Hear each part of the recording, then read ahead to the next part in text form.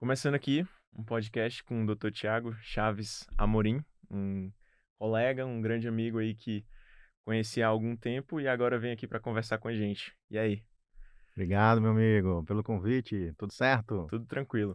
Hoje a gente vai conversar sobre carreira médica, a gente vai falar sobre inovação, a gente vai falar também sobre um pouco da jornada dele como anestesiologista e agora como professor também, como educador e como empreendedor, que também é uma referência para mim, então tem muita coisa para a gente conversar. Conta aí pro pessoal um pouquinho quem é o Thiago, como foi que ele começou. Se apresenta aí pro pessoal. Maravilha. Obrigado inicialmente pelo convite. Um grande prazer estar aqui divulgando a minha história, né? E podem ter certeza que eu falarei tudo o que aconteceu, né? O máximo que eu conseguir agregar aqui para vocês, eu farei isso. Estava até conversando com o Guilherme e ele falou que ia fazer umas perguntas polêmicas aí, né?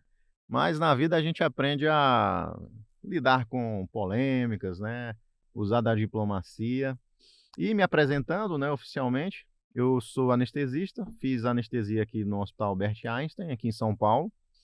Minha faculdade de medicina foi lá na Paraíba, João Pessoa, que é a minha cidade natal, nasci lá, né? Mas estou aqui em São Paulo já há 13 anos. E depois da anestesia, eu comecei a ensinar, enveredei aí pelo ramo educacional. Hoje eu me considero professor profissional, né? É um médico que também é professor e estudou para ser professor, né. A gente sabe que, às vezes, a gente pega uns professores médicos, mas que, na verdade, ele é mais médico do que professor. E aí, hoje eu tenho uma empresa de educação, que é o Instituto CDT, a minha companhia hoje, a gente está com 50 funcionários, mais ou menos, com pós-graduações para médicos. Aquele médico que não consegue, no momento, fazer uma residência, né, que ele tem outros focos, ele pode fazer uma pós-graduação para se capacitar. Ah, que bacana. A gente vai entrar inclusive nesse ponto aí, perguntar para ele um pouco sobre a questão da pós-graduação, versus residência médica. A gente vai conversar sobre bastante coisa aí hoje. E assim, é até muito bom aqui, eu queria até agradecer publicamente, né, que o Dr. Tiago sempre foi um cara que abriu muitas portas, um cara que, na época que eu estava começando aí a produzir alguns conteúdos, ele me ajudou muito. E tá aqui meu agradecimento também oficial mais uma vez, né? Mas conta aí pro pessoal, e como é que foi essa residência do Einstein? Como foi que você decidiu pela anestesiologia? Como foi isso tudo? Sim. A minha jornada na faculdade de medicina, ela foi uma jornada muito comprometida. Então, desde o meu primeiro período, eu entrei na faculdade sabendo que eu ia ser médico e ia me capacitar o máximo possível para ser o melhor médico que eu poderia ser. Então, eu já me comportava, né, já tentava me comportar como médico durante toda a minha trajetória de faculdade. E eu sempre levei muito a sério o que eu faço. Se eu me proponho a fazer algo, eu tento fazer o meu melhor naquilo dali. Talvez não seja o melhor do mundo, mas é o que eu consigo fazer de melhor, né? E eu tento melhorar a cada dia. E durante a faculdade, eu entendi que eu precisava, para passar em uma residência, eu precisava estudar várias matérias que às vezes não tinham relação nenhuma com a minha escolha da residência. Então, às vezes, eu tinha um amigo chamado Emanuel. Ele queria fazer neurocirurgia desde o primeiro período. Tem muitos assim, Ele né, na entrou faculdade. sabendo que ia fazer neurocirurgia, porque ele tinha um conhecido que era neurocirurgião e era o sonho dele fazer neurocirurgia. E ele passou a faculdade inteira estudando também neurocirurgia, né, em paralelo, mas a gente tinha bem claro, e ele era do meu grupo lá de amigos, que para passar na residência, por mais que você queira neurocirurgia, você tem que estudar pediatria, GO, clínica médica, cirurgia geral e preventiva. E estudar muito, diga-se de Exato. passagem, né? Então, acaba que a primeira coisa você tem que ter foco e saber qual a estratégia que você tem que ter para chegar no seu objetivo. Porque se você for como a vida vai levando, né, acaba que você pode colocar energia em situações que não vão te beneficiar muito. Então, desde o começo, eu sabia que eu tinha que estudar 5 matérias, mas eu não sabia a minha especialidade. Eu deixei para o final. A minha mãe é ginecologista, né. Uhum. Então, eu falei assim: "Caramba, minha mãe é ginecologista". Cresci ali entre as maquetes de ginecologia da minha casa, né. Dava plantão com ela de gineco de vez em quando, né, de Ela deu aula também obstetrícia. ou não? Hoje ela dá aula Ela dá na minha aula, né? faculdade. E eu pensei muito assim, caramba, eu seria muito beneficiado, né? Eu seria muito abençoado pelo legado que ela está deixando na ginecologia e na obstetrícia, mas GO foi uma das primeiras que eu tirei da minha lista de residência, porque eu não gostava. Depois de ter passado alguns plantões na GO, né, foi algo assim que não me incentivou, não me deu energia, assim, não me deixou cativado, né. Uhum. Então eu comecei meio que excluindo as especialidades que eu gostava menos. Aí eu tirei ginecologia, obstetrícia, eu tirei pediatria, e hoje eu entendo que tem para tudo. Quem gosta de paciente tem especialidade, você quer fazer clínica médica, você quer fazer endócrino, você quer fazer medicina da dor, como a minha esposa é, né, a Uhum. doutora Isabela. E tem para quem não gosta de paciente. Poxa, como assim, Thiago? O cara é médico e não gosta de paciente? É, existe isso. Tem pessoas que têm um perfil mais analítico, né, mais centrado, mais introspectivo. Essa pessoa pode fazer radiologia, pode fazer patologia, especialidades que não têm tanto contato assim com o paciente. Então, essa é uma importante escolha e tem muito a ver com autoconhecimento. Sim. Porque se você se conhece, você tem menos chance de escolher a especialidade errada. E escolher a especialidade errada não é crime, né, não é feio, não é horrível, mas você gasta um pouco de tempo ali, né. Um pouco para não dizer muito, porque É. às vezes eu conheço pessoas que só perceberam que não gostava da especialidade depois de uma longa trajetória. Caramba. De fazer uma clínica médica, depois ele faz uma sub, né, sei lá, endocrinologia, aí já foram 5 anos. E aí quando a pessoa começa a trabalhar e vê como é que é o mercado, né, vê como é realmente como é o trabalho, porque Sim. estudar é uma coisa e trabalhar é outra. Então você entende que você não gosta daquilo. E foi uma decisão que você tomou sem muito embasamento, né, sem ter se preparado.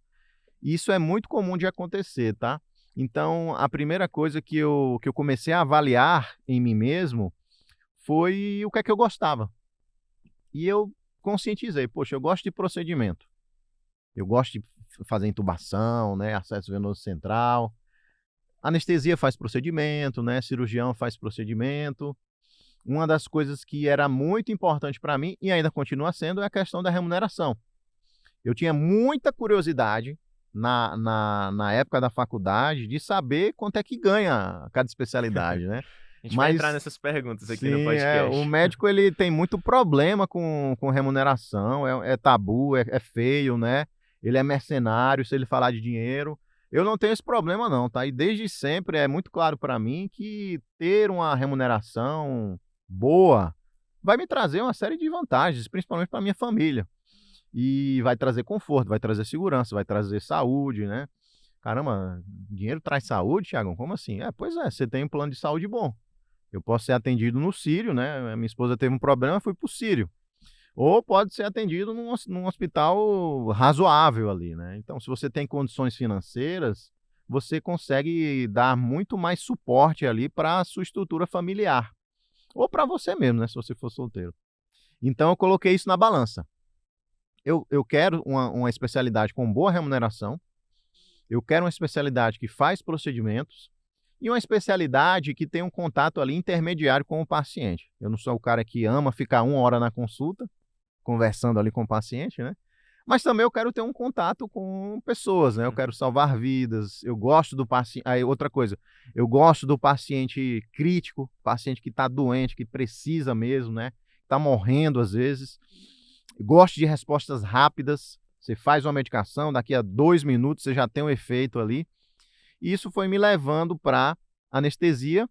Eu estava pensando na época, né, em cirurgia plástica também, que tem um pouco dessas características, né, procedimento, uma remuneração boa, né, depois de um tempo, mas eu acabei escolhendo a anestesia. E outra coisa importante é que eu, como eu falei no começo, né, eu queria sempre ser o meu melhor. Sim. E eu vi que na cidade onde eu fiz a minha faculdade, eu queria ver procedimentos mais complexos, né, como anestesista, por exemplo. Uma pergunta sobre a escolha da anestesiologia, né? Porque Uhum. com certeza tem pessoas que estão assistindo e que querem saber qual a especialidade. E eu vejo muita gente, principalmente que está ali no ciclo básico, no ciclo clínico, no começo do curso, que diz: Ah, eu gosto de farmaco, eu quero fazer anestésio. Faz sentido essa.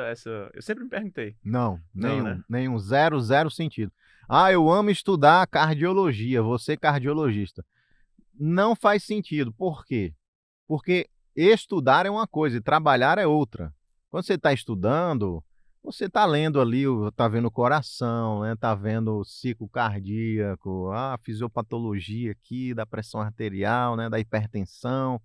Aí você vai trabalhar na cardiologia, se você for trabalhar dando um plantão de cardiologista, por exemplo, você vai ver infarto, PCR. Então, são conhecimentos que dependem, né? Você entender da fisiologia é muito importante, Aham. você entender da farmacologia, mas na hora você vai quebrar ampola, você vai injetar, você vai entubar. Então, não faça a sua escolha baseando-se no estudo da especialidade, e sim no dia a dia da especialidade. Pede pra Então, acompanhar, ver pede como para é que acompanhar, é. passa um plantão de 24, ou então passa um dia no consultório, né? Ou Legal. passa um dia no centro cirúrgico, se for cirurgião. Por quê? Porque se você se basear apenas no que você está estudando, no que você gosta de estudar, quando você for trabalhar, é outra coisa, não tem nada a ver. É igual, eu faço uma comparação igual a dirigir um carro. Você não precisa saber como é que funciona o motor. Você tem que saber passar a marcha, né, se for carro manual. Você tem que saber as regras de trânsito.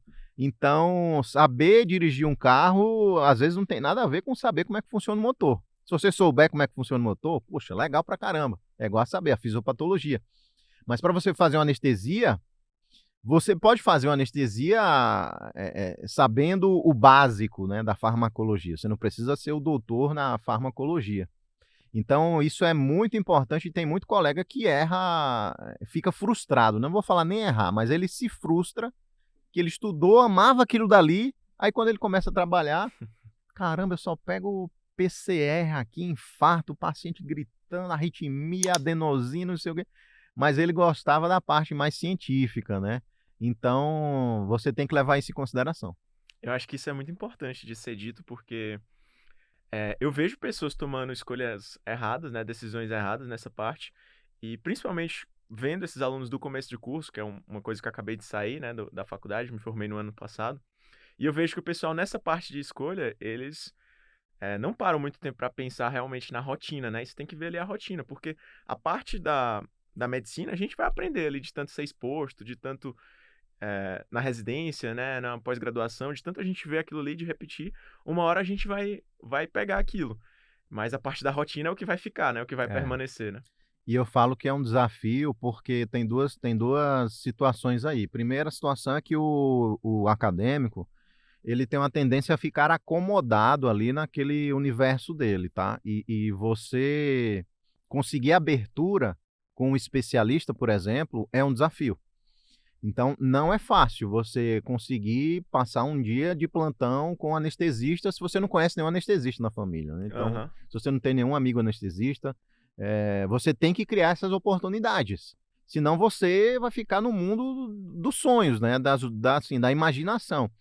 Graças a Deus que hoje em dia existe o YouTube, por exemplo. Para quem não me segue no YouTube, Thiago Amorim, se você digitar no YouTube, você pode Muito bom. botar. Se quiser ver qualquer tipo de intubação, um monte de loucura também da área médica, aparece lá. Tem lá, casos bizarros, né, a gente analisa vídeos dos indianos lá, É. os colegas indianos, né, que é a medicina de guerra. Mas, por exemplo, tem lá, Thiago Amorim, um dia como anestesista. Você vai saber como é a rotina de um anestesista. Aí eu já gravei um plantão num centro cirúrgico obstétrico, eu já gravei uma cirurgia particular também, no Einstein, por exemplo. Então você tem esse mundo aí do anestesista, né. E se você digitar qualquer especialidade no YouTube, né, como é um dia na vida de X, de um, sei lá, um cirurgião, um neurocirurgião, você consegue no YouTube. Então isso é muito legal hoje em dia. Eu falo, Guilherme, que hoje em dia o acesso à informação não é mais uma barreira. Na minha época, quando eu era acadêmico, E até na residência mesmo, não existia isso, de você digitar no YouTube e você ter ali, poxa, eu tô vendo o cara no hospital trabalhando, né? Tô vendo um podcast de anestesista, ou de cirurgião, ou de qualquer coisa. Na minha época, acesso à informação era uma barreira. Eu não conseguia, eu tinha que cavar contato e conseguir acompanhar. Hoje, o grande desafio, o grande empecilho é a vontade, a determinação, a empolgação, a curiosidade, sabe, de você sentar e ficar lá, né, e assistindo. E o pessoal não tem mais Não isso, tem, não sabe? Eu, tem. eu percebo que falta Verdade. a empolgação, porque tá tudo à disposição ali, bicho. A diferença é o seu nível de empenho, o seu nível de dedicação. E aqui entra um conceito muito importante da vida equilibrada. Existem pessoas que defendem uma vida equilibrada, né, de você ter balanço entre lazer, profissão. Se você quiser se destacar na sua vida, se você quiser fazer coisas grandiosas aqui na Terra, a sua vida vai ter que ser desequilibrada. Por quê?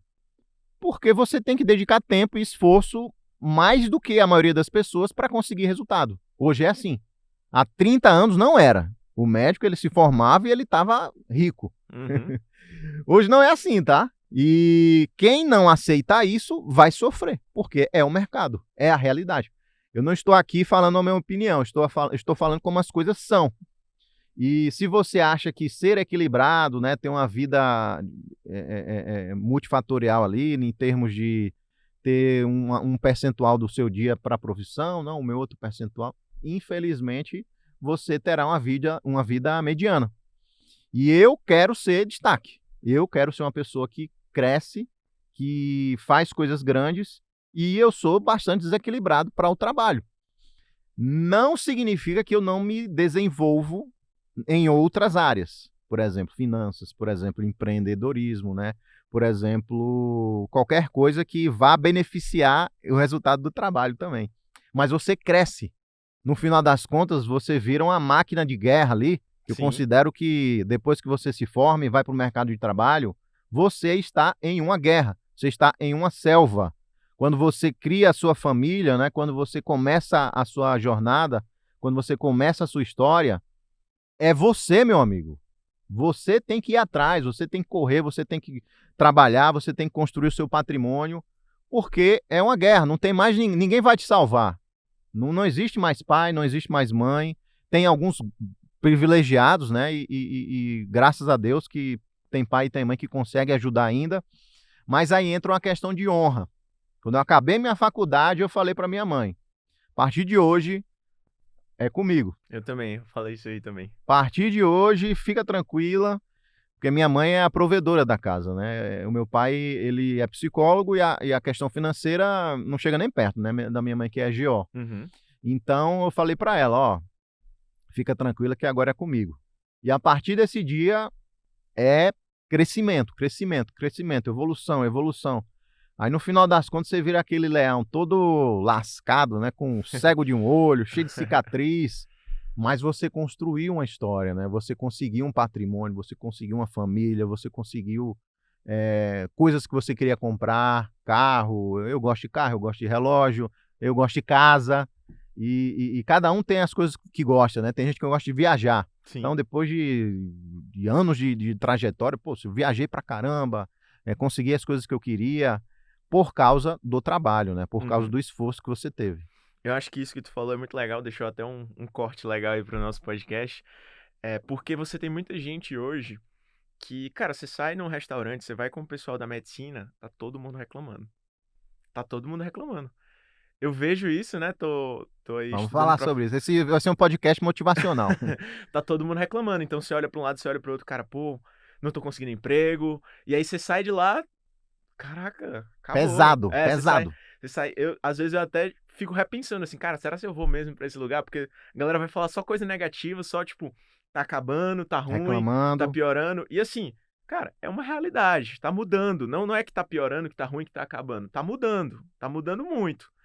Então o que tu falou aí de que a gente realmente tem que pensar muito e estudar essas outras áreas é importante.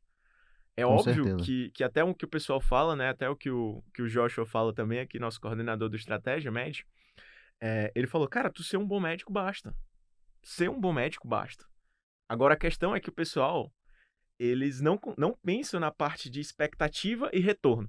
Então tu ser um bom médico, pra tu ser um cara ali que vai ganhar um bom salário, basta. Sim, Agora se ele quer, ter um ganho exponencial, um crescimento isso. absurdo, aí não faz sentido tu fazer o que tá todo mundo fazendo e querer esperar a mesma E coisa, né. querer Porque mais. é isso que o pessoal fala hoje, né. É, O e médico, ele era considerado rico, fez medicina, você vai ser rico. Isso quando eu falei, né, há sim, um tempo atrás, hoje sim, não é. Hoje você vai ganhar bem, sim, você vai ter o seu carro ali popular, mas você não vai ser rico, se sim. você for mediano, né, se você for um bom médico apenas. E para algumas pessoas tá tudo bem, tá tranquilo. "Não, eu tô bom, eu Justamente. quero dar 4 plantõezinhos por semana, tá maravilha, eu tô tranquilo, sossegado". Cada um com suas escolhas, tá. Como eu fui convidado aqui, tive esse prazer, né, eu tô trazendo o meu ponto de vista, que a minha forma de Sim, pensar. E eu vou identificar com quem pensa assim também. E essa questão da reclamação, Guilherme, assim, eu vejo o mundo, ele pode ser visto de uma forma vitimista ou ele pode ser visto de uma forma protagonista. Eu sempre puxo para mim.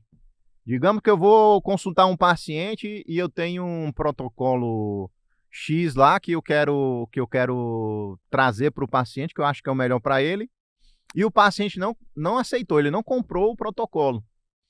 E a gente fala muito isso na pós de dor, né, na pós de nutrologia, na pós de endócrino, lá da minha companhia, do Instituto CDT, e eu falo: "Se o paciente não aderiu e você viu que ele estava interessado, a culpa foi sua, porque você não teve, argumentos suficientes para convencer o paciente".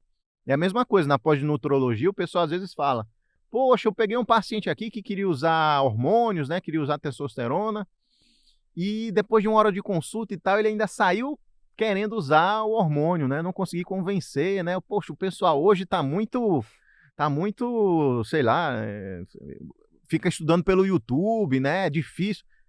A falha foi sua. Por quê? Você teve 1 hora sentado com o paciente, você sendo a autoridade, o médico, você não conseguiu convencer ele que não vale a pena usar hormônio, você que falhou, porque você teve a faca e o queijo na sua mão e você não teve a capacidade de cortar esse queijo.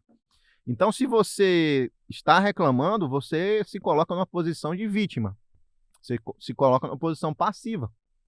E eu vejo de outra forma, né? Guarde essa palavra: autorresponsabilidade. Se a sua vida é de um jeito, é porque você determinou e você direcionou ela para ser daquele jeito. Ou aceitando as escolhas que foram aparecendo, né? Você foi aceitando a vida, ou você pode atuar de forma protagonista e mudar o seu contexto. Poxa, se está ruim o mercado, o que é que eu posso fazer, né? com certeza. Para sair dessa bolha que todo mundo está reclamando. E aí você muda a forma de pensar e depois que você viu, né, você não consegue desver. Sim, Depois sim. que você mudou a forma de pensar, você vê as coisas diferente. E eu espero mudar a forma de pensar de quem está assistindo o nosso podcast. Legal. E Tiagão, uma coisa, eh, que tu falou também dessa parte do buscar no YouTube, né, eu também fiz muito isso, e acho que é até legal, a gente chegou aqui, tu estava comentando sobre a câmera, sobre a iluminação, sobre questões Sim. técnicas, né, e a gente que, assim como você começou no YouTube, eu também comecei lá engateando no YouTube também. Falar nisso, o YouTube Médicos do Futuro, né? Fazer um marketing aqui do meu amigo. Tamo lá, devagarinho. E aí, vendo essa questão do YouTube, a gente consegue perceber que lá realmente dá para aprender tudo. Então, comecei a gravar, não sabia sobre gravações de conteúdo, sobre audiovisual, sobre nada. Você pesquisa lá, você tem uma infinidade de coisas. Então, isso que determina o que a gente chama hoje do profissional em T deitado, né? Não sei se tu já viu esse conceito, que é um profissional que ele tem uma vertical extremamente técnica e ele tem um pouco de várias outras habilidades complementares, né? Sou eu, isso aí. Esse é o profissional que o pessoal chama o profissional do futuro, né? O profissional em T deitado, T-shaped, né, em Legal. inglês. E aí eles falam muito nesse conceito hoje. E eu vejo, cara, realmente faz sentido, né? Depois que eu tive contato com esse conceito, eu disse, cara, faz sentido. Porque Total. você tem que saber um pouquinho ali de comunicação, um pouquinho de oratória, e você precisa ser um especialista, ainda mais no mundo de hoje, que você tem inteligência artificial, que você tem a parte técnica ainda até mais dominada aí pela inteligência, pelas Sim. as inovações, né? Então a gente precisa ser ainda melhor e saber usar essas ferramentas. E eu vou te falar uma coisa, Guilherme. Hoje, acho que esse ano, eu me apresento como empresário e médico. Antes eu falava que eu era médico e empresário. Então, depois que eu virei empresário, empreendedor, eu vi o quão eu era limitado, porque eu só sabia medicina. Basicamente isso. Durante a minha estadia lá na Paraíba, em João Pessoa, durante a faculdade, durante o tempo que eu passei trabalhando depois da faculdade, né, lá em Pernambuco e na Paraíba, eu só sabia medicina. Eu entendo porque eu precisava me aprofundar muito na minha especialidade, na minha profissão, na verdade, né? Então você meio que fecha o olho aqui, né, dá uma afunilada para você aprender o máximo possível daquilo, porque eu queria trabalhar e ganhar dinheiro quando eu me formasse. E eu trabalhei em SAMU, já saí trabalhando em SAMU, TI cardiológica. Depois a gente fala sobre isso, né? Mas eu me preparei muito para sair uma máquina de guerra. Na minha formatura, a partir do primeiro dia, eu saí trabalhando onde eu queria. Mas depois, eh, eu fiquei restrito aos conhecimentos e o que me possibilitou melhorar muito, assim, o Thiago Pessoa, né, e fazer esse T-shaped aí que você falou, foi o empreendedorismo. Ter vindo para São Paulo foi muito legal, porque eu comecei a ter contato com anestesistas daqui de São Paulo, né, que pensavam diferente.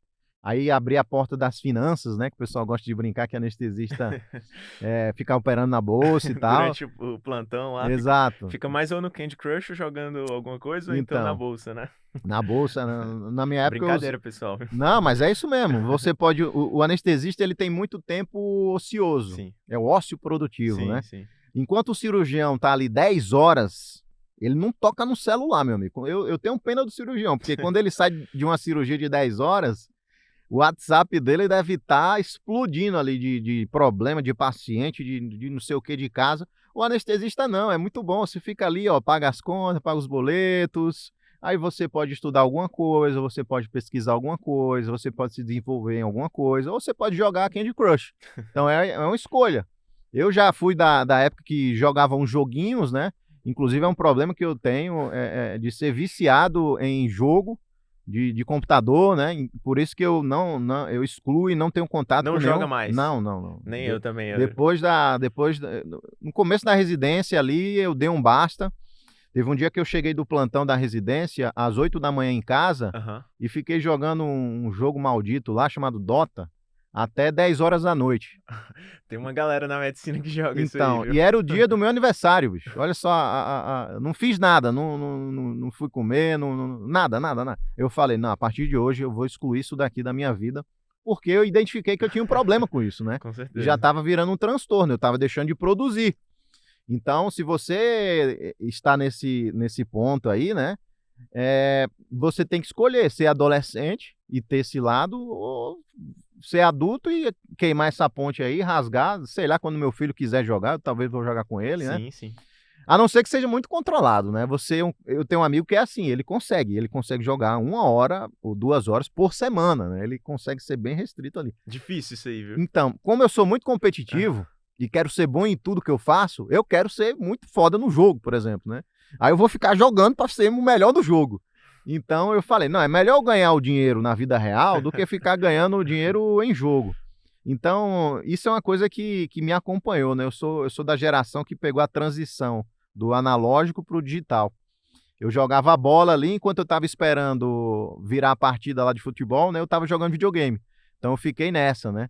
Acabou que eu trago muito essa questão tecnológica, porque eu peguei a transição e eu comecei a excluir coisas da minha vida que me atrapalhariam profissionalmente. Cada vez mais eu fui afunilando para focar na profissão, porque o meu objetivo, meu propósito é ficar muito bom para ter uma remuneração interessante para a minha família, né? Eu quero prover o máximo possível para a minha família. É o meu Legal. propósito, né? Inclusive é questão de propósito. Para mim é muito claro, tá? Esse propósito que eu tenho. Legal. E acho que até entrando nesse ponto, né? Eu sei que tu já me falou isso anteriormente, mas a anestesiologia ela é uma área que te dá um retorno rápido, né? E a Isso. pergunta aí que a galera sempre tem a curiosidade, a gente precisa fazer essa pergunta, né? Afinal, quanto que ganha um anestesista? Hoje, aqui em São Paulo, um plantão de anestesista de 12 horas paga 2.000 a 2.200 na média, tá? Na média. 2.000, 2.200. Vamos botar a média de 2.100. R$ 2.100. 12 horas. Líquido, tá? Se você quiser trabalhar 5 dias na semana, você vai ganhar 10 mil por semana. Então, Uhum. mais ou menos aí uns 40. Se você considerar que que o mês tem 4,3 semanas, fazendo a média, né, Sim, sim. do ano, você vai ganhar ganhar não, né? Eu não gosto de falar que a gente ganha dinheiro, a gente faz dinheiro. Sim. O americano fala, né? Make money. A gente no Brasil fala, é muito assim, tô ganhando. Você não tá ganhando, você tá trabalhando e tá Trabalhando, é. fazendo. Então, você vai ganhar aí 40, 45 mil, se você quiser. Se você quiser dar um gás aí, você vai passar dos 50. Só que é difícil manter o ritmo. O que é que aconteceu comigo? Na minha época, né, quando eu formei em anestesia aqui em São Paulo, 2017, era R$ 1.500, Uhum. pré-pandemia, né? Basicamente a mesma coisa. Se você considerar a inflação, hoje é Pois mais é, ou menos a mesma pois coisa, é. né? E aí eu trabalhava no começo, segunda a sábado, aí eu fazia um 24 na quinta, uma vez por mês, e fazia um 24 no domingo, uma vez por mês. Então, vamos dizer aí que eu fazia uns segunda a sábado, né? Vai dar 6 dias, 6 vezes 4, 24, com mais 2, 26. Eu ganhava uns 32 a 35 mil. Uhum. Isso quando eu acabei de me formar. Só que o problema é que o anestesista já começa ganhando bem, mas ele tem uma tendência a reduzir se ele trabalhar com plantões apenas. O que é que aconteceu? Depois de um ano, eu não queria mais dar plantão de 24 na quinta. Queria dormir em casa todos os dias. E aí, depois de outro ano, eu não queria mais trabalhar no sábado. E trabalhava, sei lá, um sábado por mês. Então ficou 2 anos mais ou menos nessa rotina, né? Sim, De plantão todo dia, né? no gás ali, trabalhando, construindo patrimônio, né? Ganhando e tal. Aí comprei o carro. Aí, depois de um tempo, você vê que não é sustentável essa vida frenética, né? Eu gosto de treinar, gosto também de fazer um esporte, né? É muito, muito importante. Então, o que acontece nas especialidades que vivem apenas de plantão, você pode sair com um quick start ali, um jump inicial, mas existe uma tendência a você cair um pouquinho depois. E especialidades que são mais cirúrgicas, mais de consultório, você tem uma tendência a começar ganhando até um pouco menos, só que você vai melhorando o consultório, você vai conquistando mais pacientes, né? E existe uma tendência de melhora com o passar dos anos. Não é fácil, às vezes pode ser 10 anos, Sim. mas existe essa tendência. Então, são comportamentos diferentes dependendo da especialidade. Aí onde entra até essa questão do tempo, né? É a parte da internet. O pessoal fala, nossa, para fazer medicina hoje eu preciso ser blogueiro, eu preciso postar coisa. Não, você não precisa, só que acelera às vezes.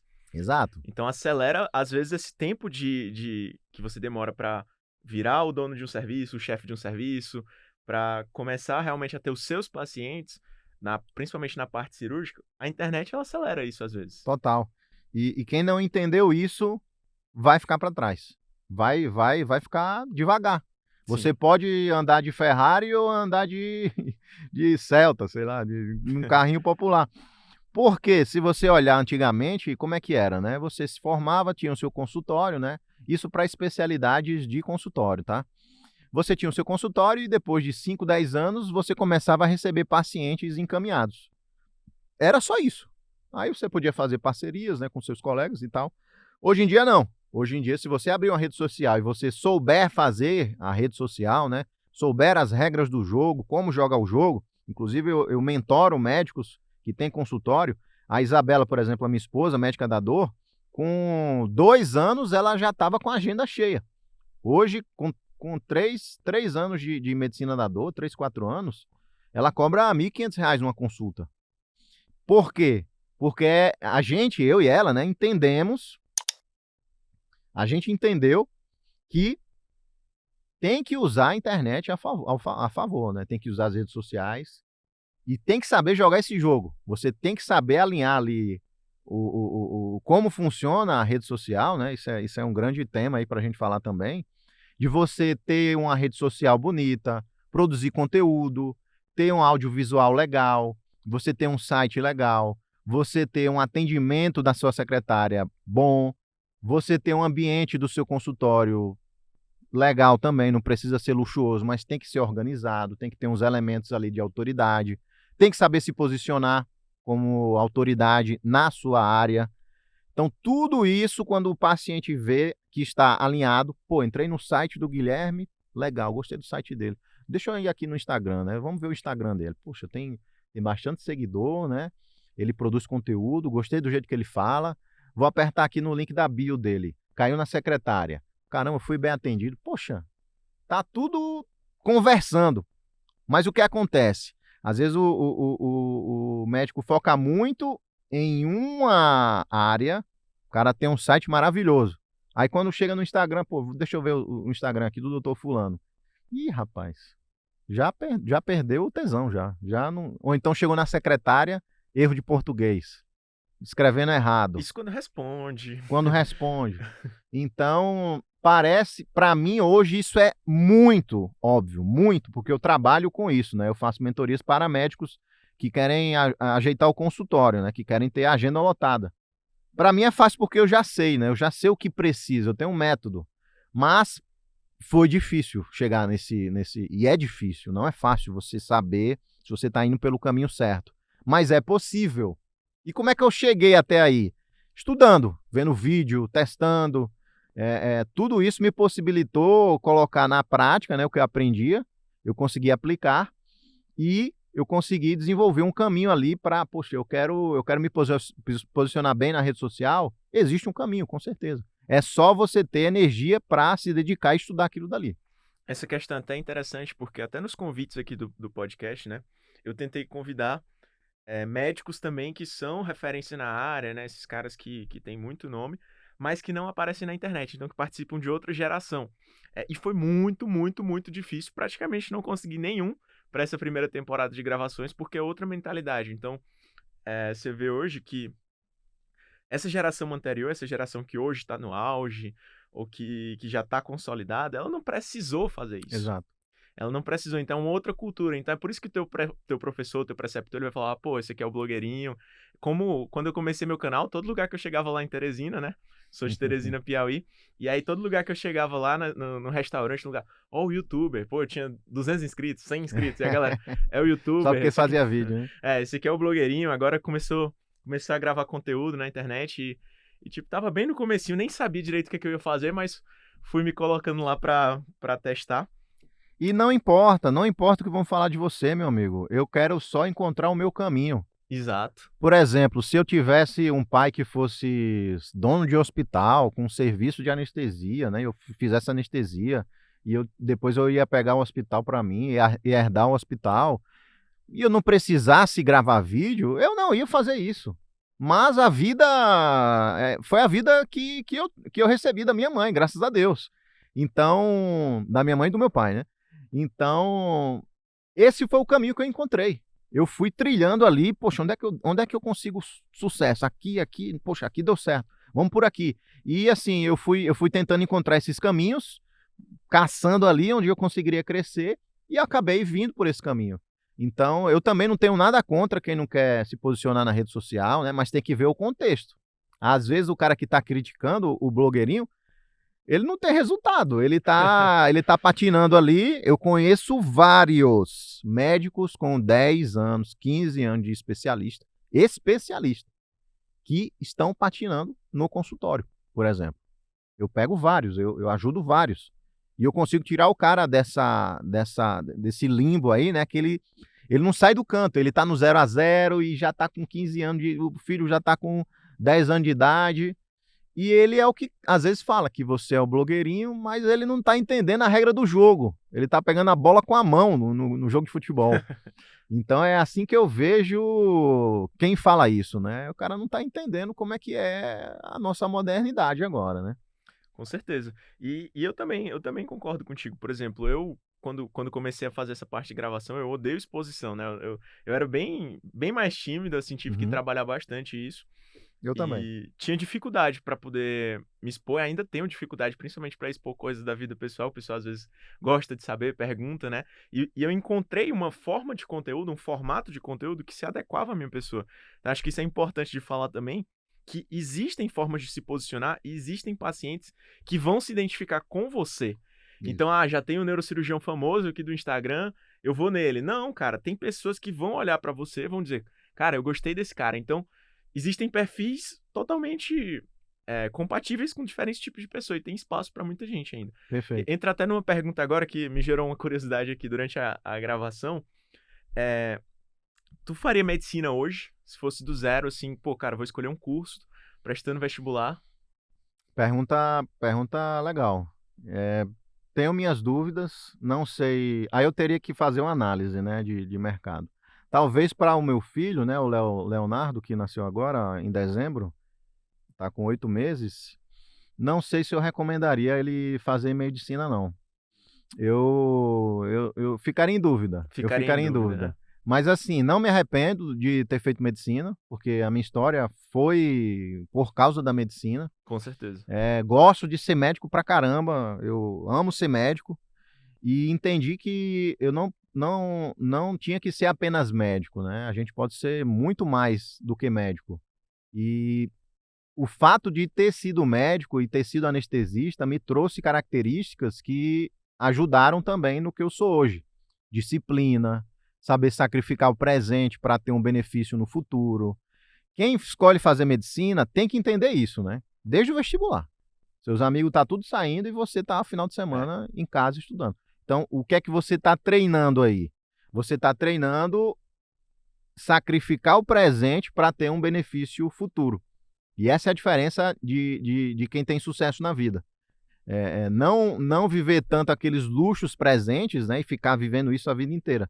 Você tem que entender que as coisas que valem a pena, elas são difíceis. sim. A gente tem que se esforçar, não vem fácil, o negócio não é brincadeira, não. Mas desde o começo a gente aprende. E aí depois você tem faculdade. Você tem que entender que você está estudando para fazer uma residência. Aí durante a residência você entende que você tem que se formar especialista. E depois disso, né, eu saí um cara que entende que eu tenho que me esforçar para daqui a pouco eu colher esses frutos, talvez em meses ou anos. Outra coisa que a medicina me ajudou demais e ser anestesista me ajudou demais foi ser organizado, ser disciplinado. Quando o anestesista vai arrumar a sala de anestesia, você tem que ser muito organizado. Tem anestesista bagunçado, tá? Mas eu sou muito organizado porque você não pode errar. Você não pode trocar uma medicação. Você não pode deixar uma coisa aqui, ó. Quando eu tô em locais, né? Eu sempre faço isso aqui, ó. Por quê? Porque se alguém deixar isso aqui, vai vir uma pessoa desavisada, desastrada, que vai bater e vai cair o copo. Então, a anestesia é a mesma coisa. Eu não vou deixar a traqueia do tubo de qualquer forma. Eu já vou pensar que vai passar ali uma pessoa que não está prestando atenção e vai chutar a traqueia e vai estubar o paciente. Caramba, Thiago, mas acontece, meu amigo. Olha que coisa engraçada. E comigo não acontece. Aí tem gente que fala, caramba, bicho, parece que tem um urubu no meu ombro, né? Toda vez que eu dou plantão aqui na GO, eu tenho que entubar uma gestante. Mas por que comigo não acontece isso, né? Eu nunca precisei entubar uma gestante no meu trabalho aqui. Hoje em dia eu nem tô mais. Porque a gente aprende, né? Você aprende a antever os problemas. Isso você aplica na sua vida também. Ser precavido, né? Ser organizado. Então, foi graças à medicina, graças à minha especialidade também, anestesia. Eu gosto demais de ser anestesista, que eu adquiri essas características que eu não tinha. Mas graças à profissão, hoje eu tenho. Eu acho, assim, que ainda vale a pena fazer. Eu gosto muito do caminho da medicina. E tem um ponto também, né? O ponto que quando você trabalha com médicos, o ticket eleva, né? Sim, Então, simplesmente por você ter feito uma graduação de medicina, você tem acessos a oportunidades, até, pelo menos há algum tempo atrás, uma grande autoridade também. Então, mesmo que você não fosse seguir o caminho da medicina ou coisa do tipo, se você se formasse em medicina, você era uma autoridade. Hoje em dia, isso tá um pouco diferente, mas sim. acho que ainda é assim, pelo Ainda, menos. ainda é. Pelo menos. E até, por exemplo, eu que moro lá em Teresina, vejo o tanto de oportunidades que tem nas cidades próximas, na região interior ali, Maranhão, Ceará, ali tem algumas oportunidades ainda também, principalmente porque tem uma população muito carente, uma população que precisa disso. Então a gente, sabendo ofertar um serviço, fazer uma coisa de qualidade, cara, eu acho que ainda é uma grande oportunidade. Óbvio que mudou totalmente, Exato. né? É um outro cenário, mas É a ainda questão tem de muita alinhar a oportunidade. expectativa, né, o que você Justo. está imaginando do seu futuro ali com a realidade. Você vai se frustrar quando você gerou muita expectativa e a realidade é diferente. É para menos, né? Quando Sim. se a realidade é melhor, maravilha, mas a realidade é menor para menos. Então, muitos colegas, futuros colegas aí, os pais têm a cabeça da década de 70, 80, que médico era rico e coloca o filho na faculdade de medicina com esse input aí, né. Uhum. É, não, fica tranquilo, você vai ter emprego, vai ser muito legal, mas o médico não será rico se ele ficar na média. Sim, Isso é muito importante. justo. Dá para crescer, dá para ganhar dinheiro, né, dá para ser muito bem-sucedido, mas a energia que você tem que colocar é uma energia maior, tá, do que antigamente. Com certeza. E agora a gente vai entrar aqui nos pontos mais polêmicos, né? Aproveitando para falar dessa parte de residência, de formação, de carreira médica, a gente entra numa pergunta que muita gente faz hoje, né? Vale a pena fazer pós-graduação? Qual a diferença da pós-graduação para a residência? Acho que essa é uma coisa que muita gente que está se formando agora busca ter essa resposta e às vezes fica na cabeça que uma pode ser inferior à outra, os benefícios e malefícios. Acho que hoje tem uma cabeça mais aberta para isso, mas ainda tem aí essa questão do preconceito também, né? Sim. A melhor forma de aprender uma especialidade é através da residência médica. Eu acredito que a residência médica o nome já fala, né, residência médica, você tem que morar no hospital. E às vezes eu chegava no hospital, eu achava que eu estava meu corpo achava que eu estava em casa, dava vontade de ir ao banheiro quando eu chegava no hospital, e eu ia para casa e não queria ir ao banheiro, e quando chegava no hospital dava vontade. Por quê? Eu passava mais tempo no hospital do que na minha própria casa. E esse intensivão, né, de uma residência médica capacita você de uma forma absurda. Você realmente vai saber muito daquilo e você precisa saber muito daquilo porque envolve uma grande responsabilidade, que é a vida de uma pessoa. E para fazer isso, você tem que parar a sua vida. Você tem que sacrificar muito do trabalho, né? Você não vai trabalhar. Então, são 2 perfis diferentes, tá, Guilherme? Tem o médico que está tranquilo, não, estou bem, já estou estável, né, não tenho dívida, não preciso ajudar minha família, não preciso trabalhar, não tenho filho. E ele está tranquilo, foi a minha situação.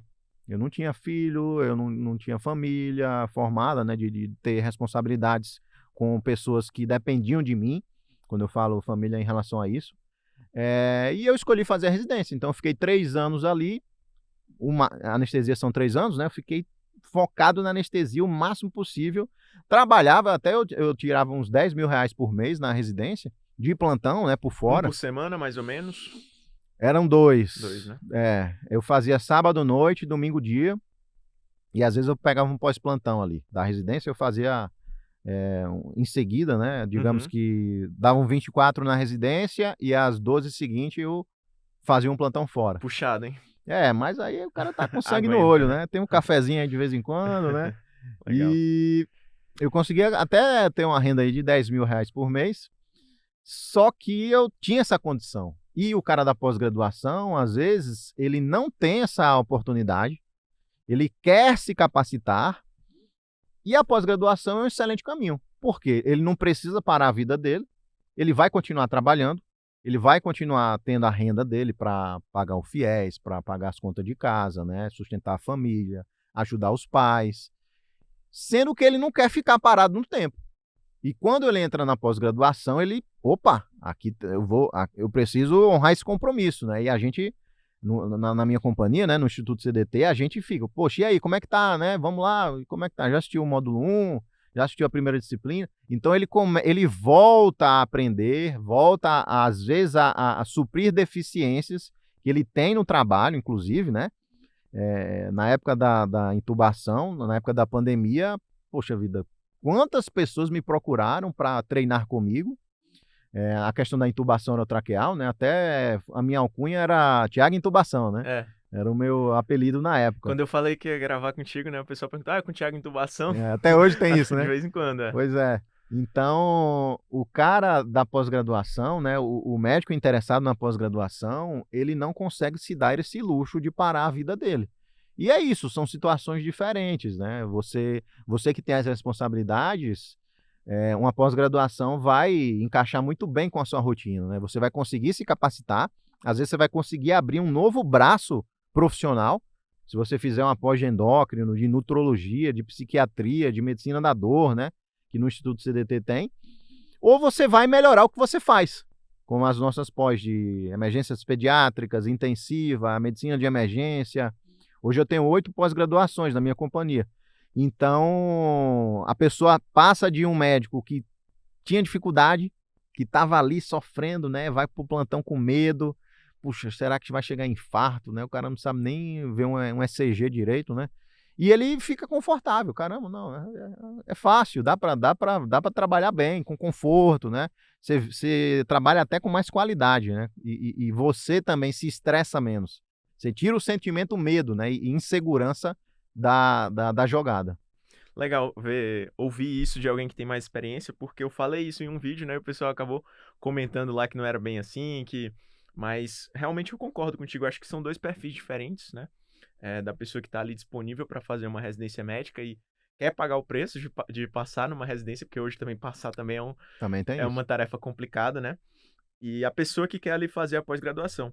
Me conta aí dessas pós-graduações que você tem experiência, quais são a que você trabalha, como é que funciona mais ou menos?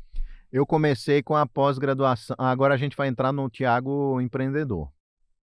2019, eu lancei o meu primeiro curso, que foi um curso de intubação orotraqueal, né?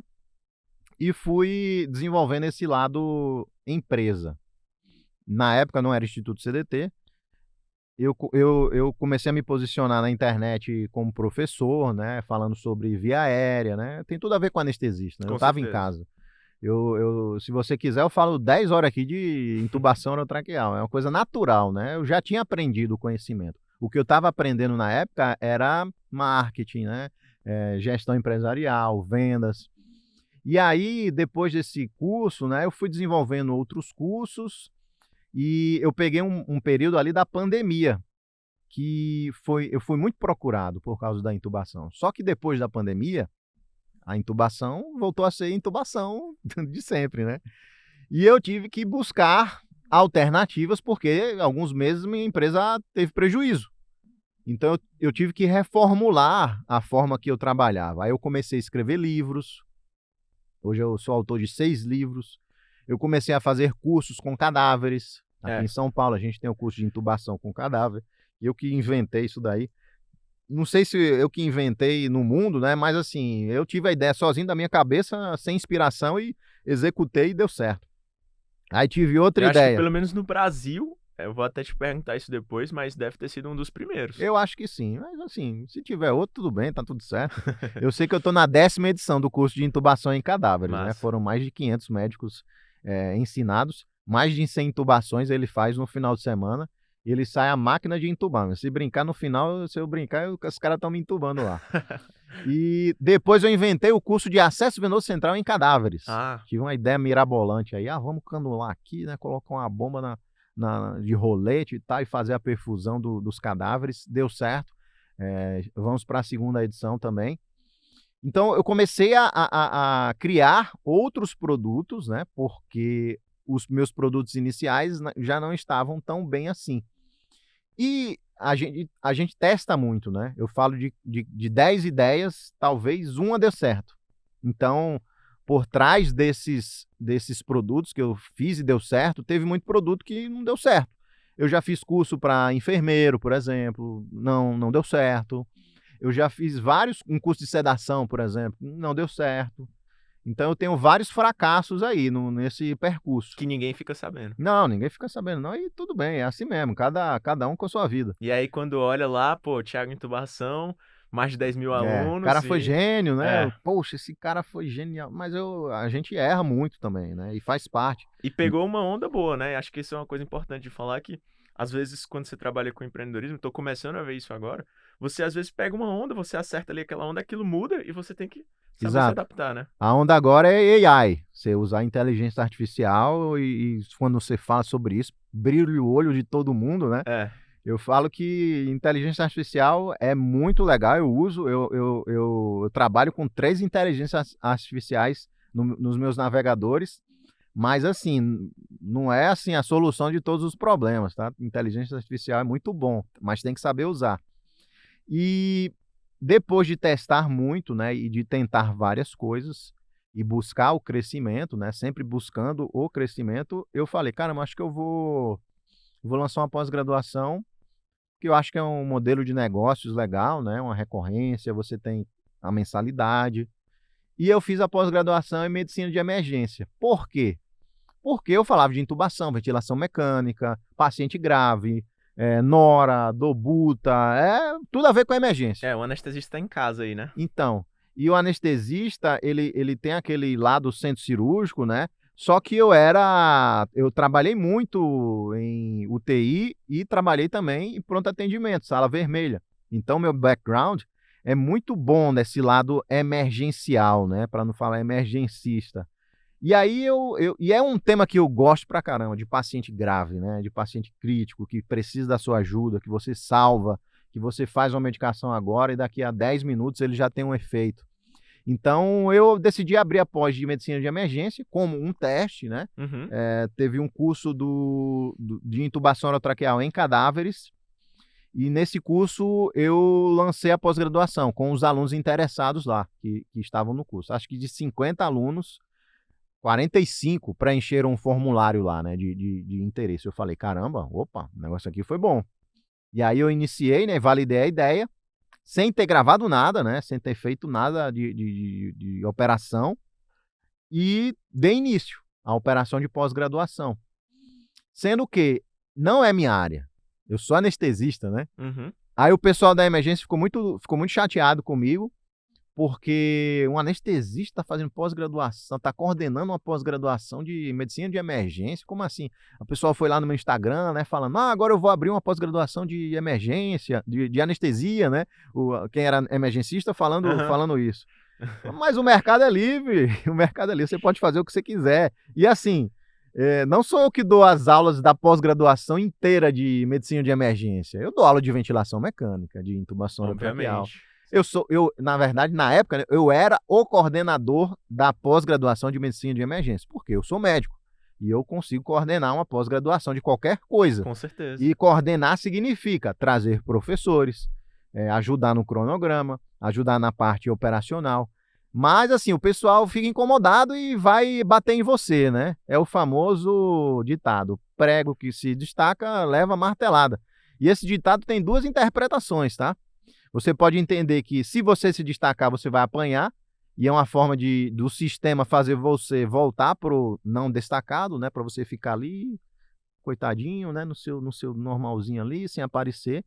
Ou se você está levando martelada, é porque você está se destacando, e isso é bom. Se alguém está dando hate em você, é porque você está chamando a atenção. Então, eu encaro mais dessa forma. Não existe crescimento sem crítica. Você vai ser criticado, né? Qualquer pessoa não vai agradar 100% da audiência. Existirão pessoas que vão falar mal de você, vão criticar você, vão ver só as coisas ruins que você está fazendo, só vão olhar pelo lado negativo. E existem as pessoas que vão acompanhar você, que essas você tem que realmente se importar, que vão elogiar você. A gente que trabalha como figura pública, dá muita vontade. De 100 comentários, teve um lá, ou 2 que falou mal, né? Falou injustiça de você. Sim. A vontade que você tem é responder àquela pessoa que está falando mal de você. E você ignora as 98, 99 pessoas que estão falando bem, né? Hoje em dia eu simplesmente excluo e segue o barco. Eu nem vejo mais, né? Na verdade, a minha social media que exclui. A Maju, ela que faz esse controle aí.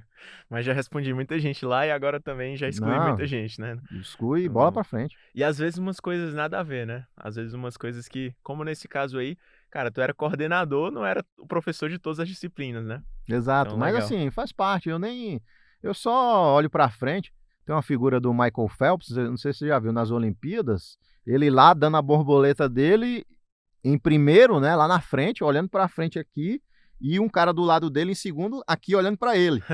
Então, quem tem mentalidade de leão, né, de guerra mesmo, o cara tá aqui, ó, na frente, e vamos Focado, lá e né? bola pra frente, e eu não tô nem escutando o que tá acontecendo aqui do meu lado não. Vai fazer o Enare e Enamed? Então, não perde tempo. Acesse agora a preparação gratuita do Estratégia Med. Tem vídeos, resumos e simulados com os temas mais cobrados da prova. Tudo para turbinar sua preparação. Clique no link na descrição.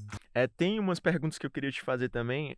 Eu fiquei bem interessado nessa parte do treinamento com os cadáveres, né? Me explica como é que é a diferença de treinar num boneco e treinar com um cadáver? Como que funciona isso? Eu provavelmente o meu doutorado vai ser nesse tipo de ensino. Eu fiz mestrado aqui na Santa Casa de São Paulo e agora estou fazendo doutorado, estou iniciando o projeto do doutorado, né? A minha hipótese é que é a melhor forma de ensinar intubação, procedimentos, né? Intubação, acesso venoso central. Por quê? A fidedignidade do cadáver é idêntica. Não é aquele cadáver da faculdade antigamente, né? Formalizado. Uhum, É um cadáver congelado. Então sai sangue, ele tem mobilidade, tudo, tudo, tudo. É uma coisa muito realística. O custo é alto, né? Não tem com como. certeza. Eu faço o curso para 50, 60 médicos, eu gasto aí uns 250 mil de curso, né? Então é mais caro, mas vai resolver um problema. E é uma resolução definitiva. Tiagão, eu tenho um problema com intubação orotraqueal. Não aprendi, não consigo aprender, porque eu já saí da faculdade.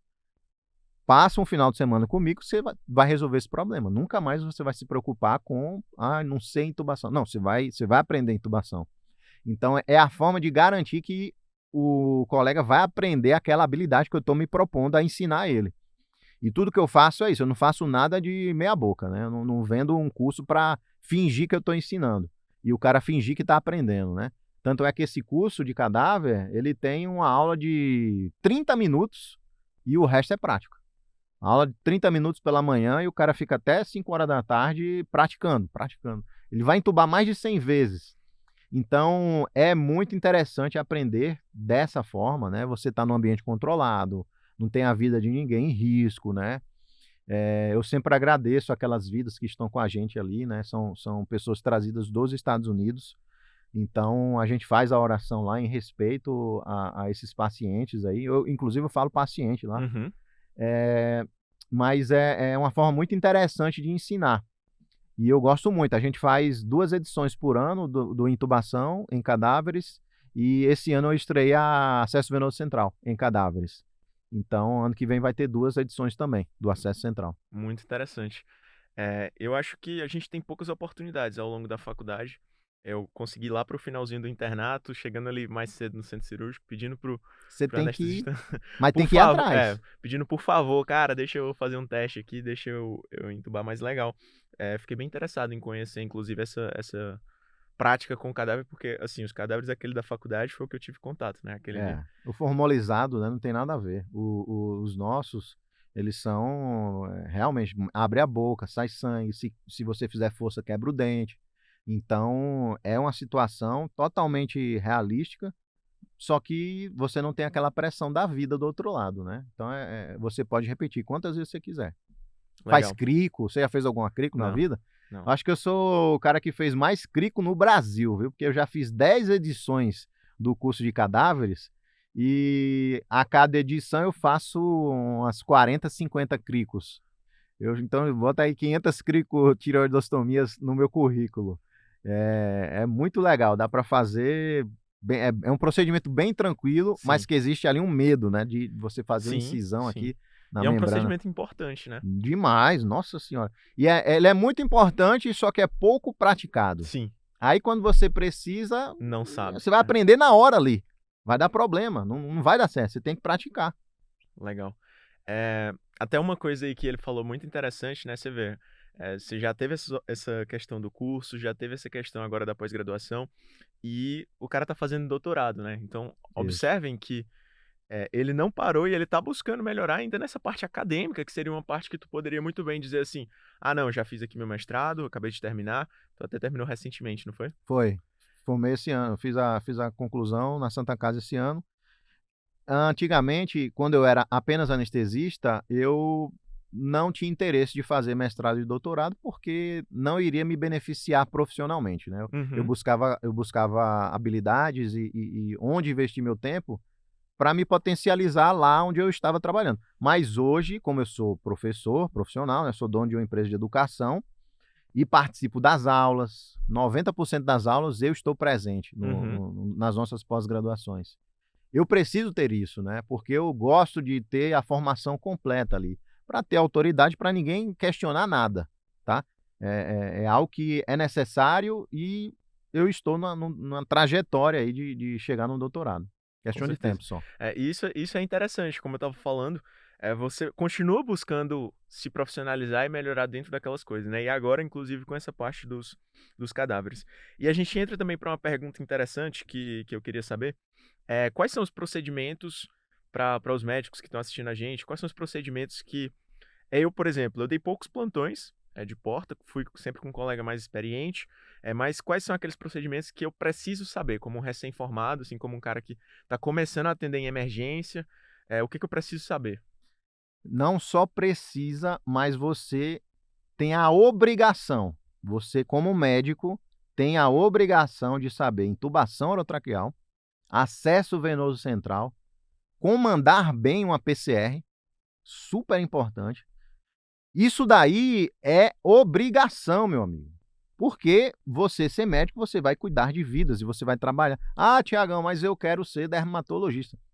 Mas primeiro você é médico, né? E se você quiser trabalhar, tudo bem. Aí você tem que saber. Agora, se você não quiser trabalhar, então, aí é outra conversa. Mas eu, quando acabei a minha faculdade de medicina, eu tinha como objetivo saber acesso central, saber intubação, saber comandar bem uma PCR. Fiz a meu primeiro comando de PCR no 8º período, Caramba, no hospital que eu estagiava.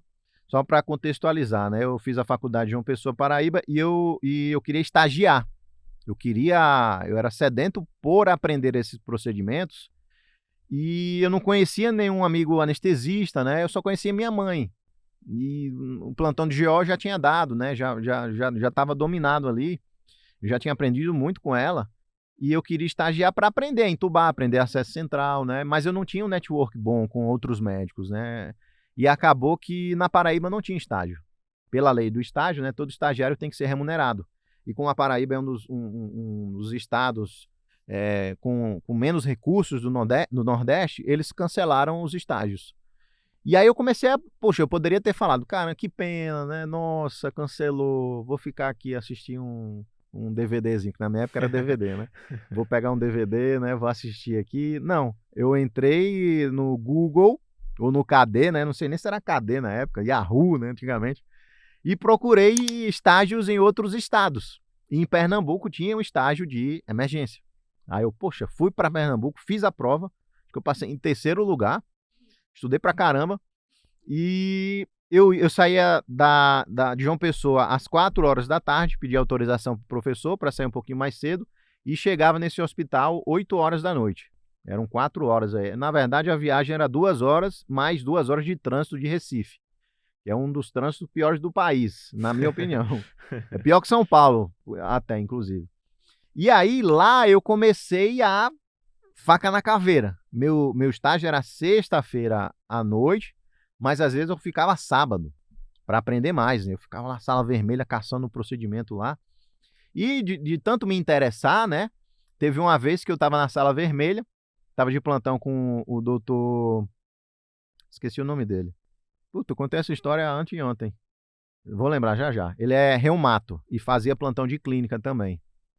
E aí eu estava na sala vermelha, ele estava atendendo na porta lá. E na sala vermelha, que eu estava atrás de procedimentos, né? Acabou que eu presenciei uma PCR. E eu comecei, né? A organizar. Peguei o celular, tá, não, já vem você aqui para massagear, você fica atrás dele, já vamos aspirando adrenalina, por favor, e com o cronômetro aqui. Chama lá o doutor, não sei se era Guilherme. Chama lá o doutor. Aí, e eu comecei a comandar. E quando No meio da parada lá, eu percebi que ele estava do meu lado, fazia um tempão, observando, e ele só ficou lá olhando, me monitorizando, né? Mas ele deixou. E aí eu falei, caramba, quando ele chegou no final, pô, parabéns, você mandou muito bem, nossa, gostei demais e tal. Então, foram essas coisas que foram acontecendo, por quê? Porque eu tinha interesse, né? Eu ficava, caramba, e se um dia eu comandar uma PCR, né? Como é que eu devo me comportar? Eu pegava as referências, né? Eu aprendia com um, aprendia com outro e fui fazendo o jeito do Thiago, né? Então, eu fui buscar intubação, fui buscar acesso venoso central, fui buscar PCR, para que eu saísse bem formado, para que eu saísse um bom médico.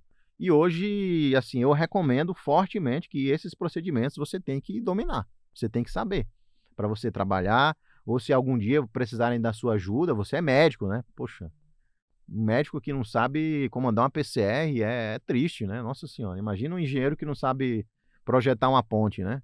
Complicado. Então, minha opinião é essa daí. E hoje você tá saindo da faculdade com muita dificuldade para ter práticas, né? Eu me formei Infelizmente. numa faculdade federal, na Universidade Federal, e mesmo lá a gente tinha uma certa dificuldade para participar realmente da parte prática ali durante o internato. Dependia muito do aluno, você precisava muito correr atrás. Tiveram alguns procedimentos, como a intubação, no contexto de centro cirúrgico, no contexto ali de Controlado, né? controlado, eu consegui fazer algumas, então foi uma coisa que eu consegui treinar ali no contexto, pelo menos foi no contexto real, na situação de intubação, vi algumas coisas, consegui fazer algumas intubações, mas acesso venoso central eu praticamente não consegui, né? E o que você recomenda hoje? Porque, por exemplo, tem muitos alunos que estão assistindo que não têm prática praticamente, né? Eu Que tem sei. dificuldade para ter prática. O que você recomenda para esse pessoal? Eu, na época, né? Foi o caminho que eu achei. Saí buscando estágios. Então, eu saía de João Pessoa e ia estagiar em Recife. Aí eu fiz um estágio de UTI depois. Então, primeira via aí, fazer estágios. É uma opção. Segunda via, você pode entrar em contato com outros médicos que são conhecidos, médicos que às vezes são os professores, e pedir para acompanhar. Ó, doutor, eu posso acompanhar um plantão com o senhor? Todo sábado, por exemplo? Todo domingo? Se você mostrar interesse, se você mostrar que está interessado, tem médico que vai gostar. Se eu ainda tivesse na assistência, né? Hoje eu não anestesio mais, tá? Hoje eu sou 100% professor. Mas quando eu via que o aluno estava interessado, eu tinha o maior prazer de ajudar. Tem médico que não vai gostar, porque talvez ele não saiba ensinar muito bem, né? Ele às vezes está inseguro, mas se o médico é seguro, ele gosta de ensinar, ele vai aceitar que você passe ali um plantão de 12 horas no sábado com ele. Porque ele vai querer uma ajuda, né? Vai querer alguém para fazer um papelzinho, né? Para agilizar ali um papel. Só que é uma troca, né? Você tá ali e lembre-se, respeite quem está ali na posição hierárquica maior que você, tá? Seja super respeitoso, educado, educada. Não ache que você é amiguinho, tá? Isso é uma coisa que eu trago também, muito da minha criação, porque hoje em dia, às vezes o pessoal confunde muito, assim, de querer fazer brincadeira, né, com quem é chefe. Você está criando ali um problema para você, tá? Por mais que não esteja declarado. Então eu chamava todos os meus chefes da residência de doutor. Eu sempre era super educado, não fazia piadinha com meus chefes, com qualquer pessoa que estivesse me agregando, né? Me trazendo alguma coisa de positiva. Então é outra opção. Você chama um colega e, poxa, posso dar um plantão com você no domingo à noite, né? É uma via também. Existem os cursos, é uma terceira via, né? Por exemplo, esse meu curso de intubação em cadáver, curso de acesso venoso central em cadáver, as pós-graduações, né? A pós de emergência, a pós de intensiva, você consegue fazer no último ano. Ou se você quiser fazer até antes, dá para fazer, mas você ganha um certificado de extensão universitária. Só ganha certificado de pós-graduação se for do último ano para frente. Então, hoje em dia, as opções são diversas. Às vezes no seu estado não tem estágio, mas você conhece um amigo ou um professor legal que, poxa, ele abriu uma porta para você e manda uma mensagem mesmo. Professor, tudo bom? Gostaria de perguntar ao senhor se o senhor consegue abrir uma porta para mim, né? Eu estou querendo muito aprender. Poxa, se o cara for um médico sensível, né? ele vai entender, né? Se houver a possibilidade, provavelmente ele vai deixar, porque você está se mostrando interessado. E hoje está raro, viu, Guilherme? O aluno interessado, aquele Justamente. estudante, aquele acadêmico, que você vê que o cara tá. Quero aprender, quero passar a madrugada aqui a correr. Eu, quando na minha época do estágio, eu ia dormir 4 horas da manhã, os caras ficavam mandando eu dormir. Vai dormir, pô, não tem nada aqui não. Não, eu quero ver aqui passar um marca-passo, né? Já já eu vou, já já eu vou. Aí, vai dormir, pô. Tá bom, tô indo. Aí eu saía e ia pra outro UTI. O Hospital Dom Helder Câmara, foi o hospital de UTI que eu fiz estágio, tinha 3 ou 4 UTIs. Então ficava pulando de UTI em UTI para aprender, né? Eu tava com uma sede de aprender. Então eu estou percebendo que tá difícil isso hoje em dia, tá raro, tá? E o médico que ele gosta de. Geralmente a gente que faz medicina, né? A gente gosta de estudar normalmente. Então, quando você encontra um aluno interessado, uma pessoa ali para discutir, é bom, porque ele te desafia, ele traz algumas novidades, algumas coisas. E, cara, não tem como você saber de absolutamente tudo da medicina. Toda hora tá saindo coisa nova. Dá. Às vezes o aluno ele traz uma coisa ali que você vai ver junto com ele, que você vai aprender com ele, ou você vai ensinar algumas coisas, ele vai te trazer algumas novidades. Então, essa troca aí é interessante também para quem recebe o aluno. E se Claro. você for alguém que vai agregar, né, que vai ganhar autonomia e depois ajudar cada vez mais a pessoa que você está acompanhando, ele vai querer que você esteja lá. Com certeza. Então você tem que se fazer alguém interessante, alguém que ajuda, né? Me lembrei de uma história agora. Você conhece a crico selvagem? Não. Cricotireoidostomia selvagem. Com a caneta? Não, a caneta não funciona, não. Ela não dá certo, não. Porque para você furar a membrana cricotireoide, tem que ter tem que ser mais afiado. Aham. E aí vai entrar uma história de um aluno que me ajudou. Quando eu estava no meu segundo ou terceiro período, eu ia domingo lá em João Pessoa, num hospital chamado Hospital de Trauma. E todo domingo assim eu ia lá para ficar observando, né? Eu não conseguia fazer nada porque eu estava no segundo período. Mas eu ia lá para ficar olhando. E aí eu vi uma vez um soldado do exército que estava na floresta lá, que teve alguma crise de anafilaxia, e ele chegou com um equipo de soro introduzido aqui na membrana cricotireoide. E ele estava respirando através do equipo de soro. Aí eu olhei isso aí, que loucura é essa, né?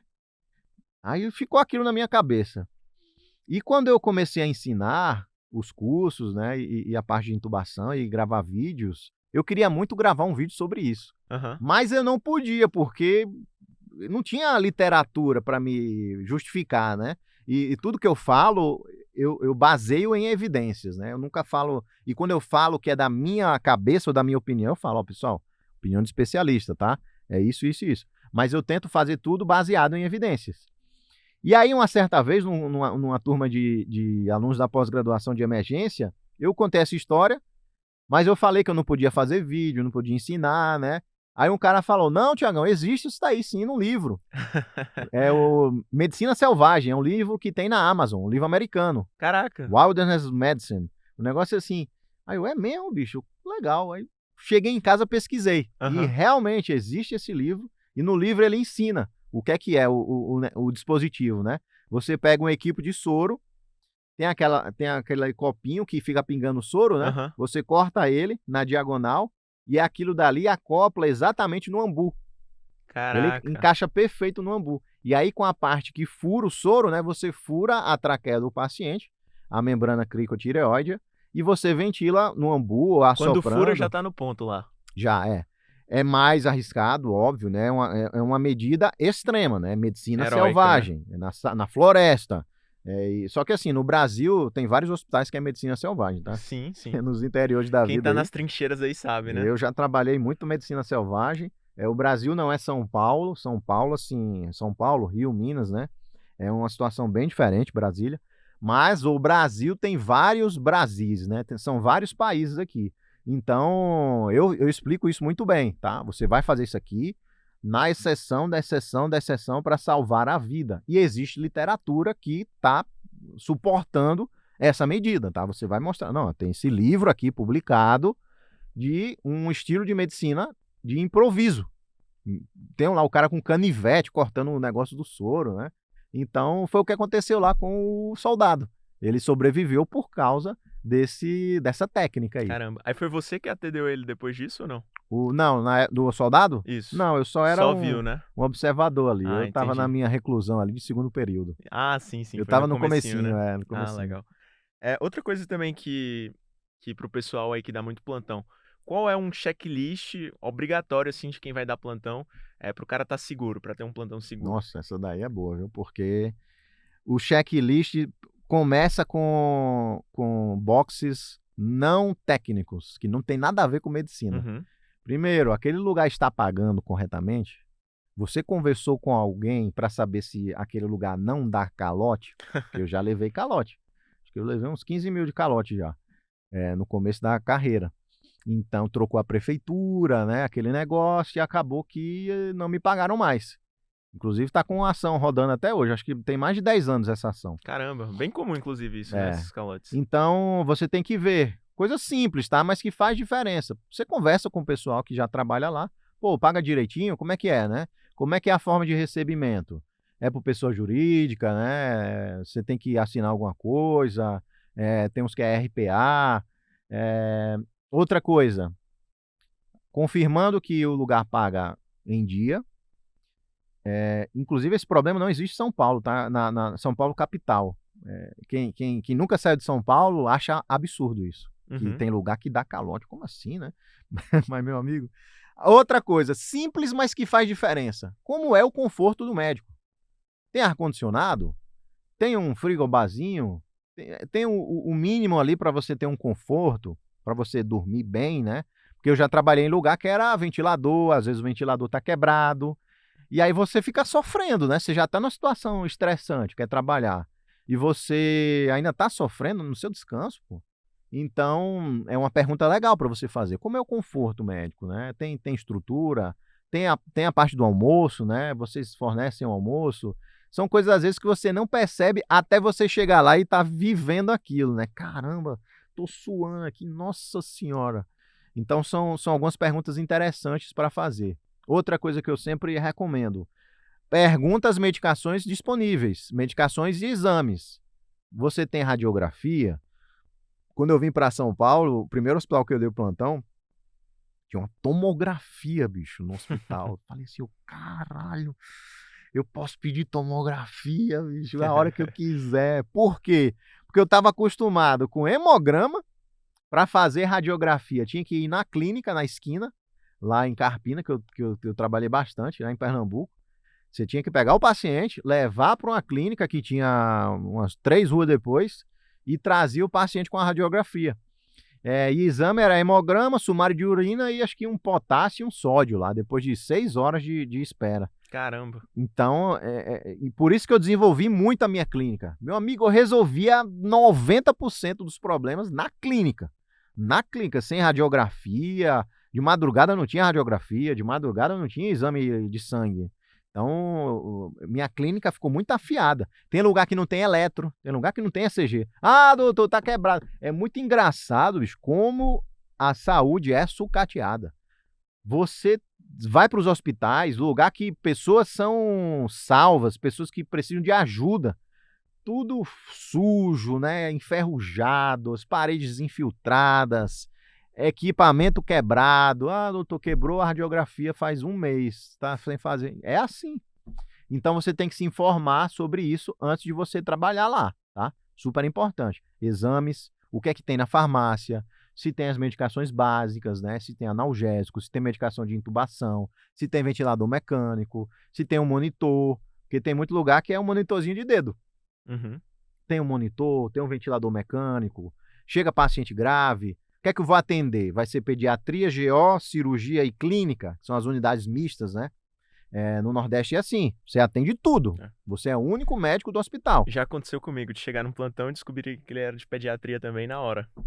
Tem que atender, eu atendia criança, fazia sutura em criança, então você tem que ter, poxa, eu não estou tão seguro com criança, então, opa, aqui eu não trabalho, então vou me resguardar, né? Vou me defender. Então, eu sabia que eu teria que atender criança também, então eu me capacitei durante a faculdade para atender criança, saber o básico da GO, porque eu queria trabalhar nas unidades mistas, né? Eu sabia que era uma possibilidade.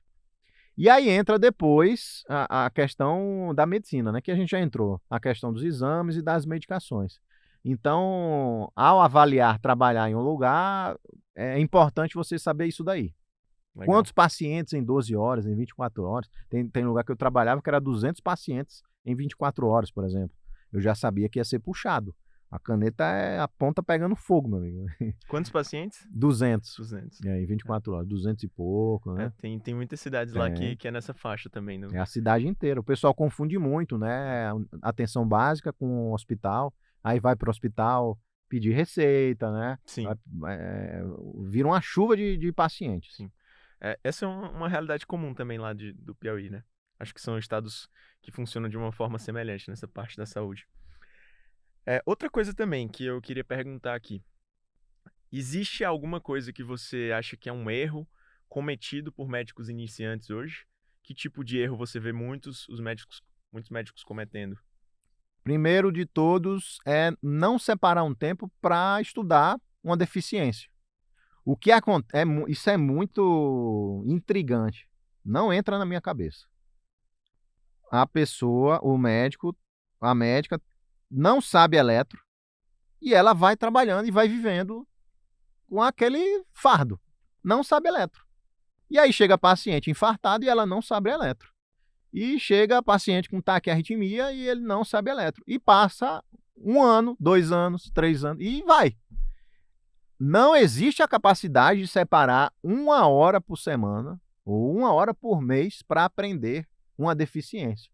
Então, eu sei que é pesado, eu sei que é difícil, né? Você fica cansado, você chega em casa e tem a sua família, mas não é desculpa. Você está se propondo a cuidar de pessoas. Então, você não saber interpretar um ECG, aí é complicado, né? Tem um livro que eu escrevi chamado A Bíblia do ECG. Porque eu via que era dificuldade, o pessoal não sabia eletro. Aí eu já tive essa dificuldade na faculdade, né? Eu ia estudar eletro, é horrível. É horrível estudar eletrocardiograma na literatura tradicional. Tinha um livrinho laranja lá que eu lia, nossa, o pessoal falava que era o mais didático de todos, mas não era didático.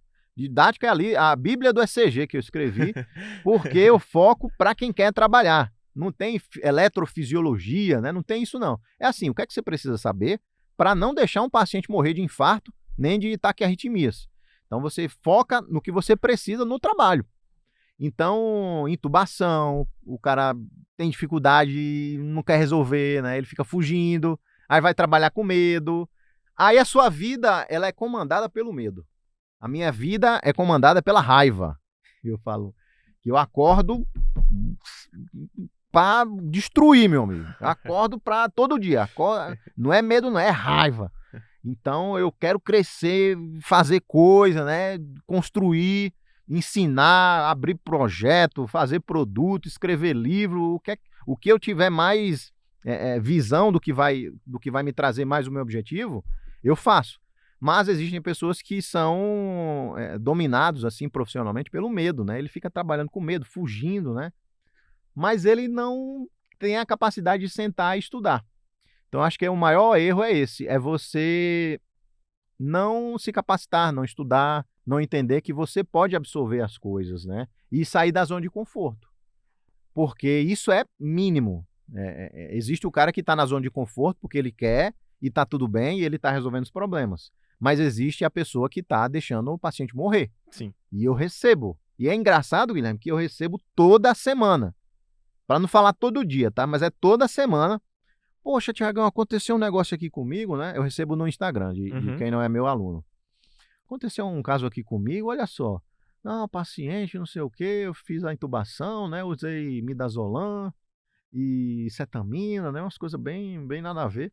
Aí o paciente estava duro, né? Achei estranho. Acabou que não consegui intubar e depois ele fez um enfisema, né? Aqui na parte do rosto.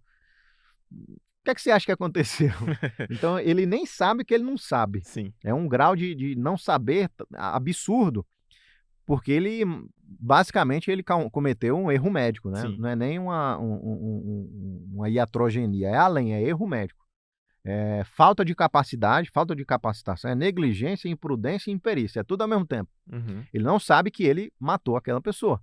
E eu dou uma chacoalhada no cara. Ó, você acabou de me mostrar que você cometeu um erro. Ah, mas não pode ter sido o Davi. Eu acho que não, foi você. Então, a gente lida com vidas, né? Todo médico ele está lidando com vida. Por mais que seja um dermatologista, é a autoestima da pessoa. Então, a nossa margem de erro é baixíssima, baixíssima. E a gente não pode dar esse luxo. Se você se propôs a ser médico, faça bem feito. Seja médico, seja bom. Se você se propôs a ser pai, isso é uma filosofia de vida, tá? Eu sou pai. Quero ser o melhor. Eu sou o melhor pai do mundo, inclusive, na minha opinião, né? Eu me avaliando como pai, nossa, eu adoro o pai que eu sou. Por quê? Porque eu decidi ter o meu filho e eu quero ser o melhor pai do mundo para ele. Então, pense dessa forma. Legal. Tem duas coisas até que eu queria falar. Eu falo muito sobre organização e sobre separar esse tempinho para estudar, né? Então você tá sempre querendo aprender. Acho que isso na medicina é muito verdade. Porque, cara, ainda mais hoje, que a gente sai cada vez mais cru da faculdade, e aí tem que ter esses dois pilares que eu considero fundamentais na vida da pessoa. Ela precisa ser organizada, porque vai chegar um limite na tua vida que tu só vai conseguir superar através da organização. E o outro é ter essa habilidade de aprender. E essa questão que tu falou do ECG, ela entra numa coisa que eu estudei nos últimos tempos, sobre aprendizado, né? Existe uma coisa, se eu não me engano, se chama knowledge bias, né? O viés do aprendizado.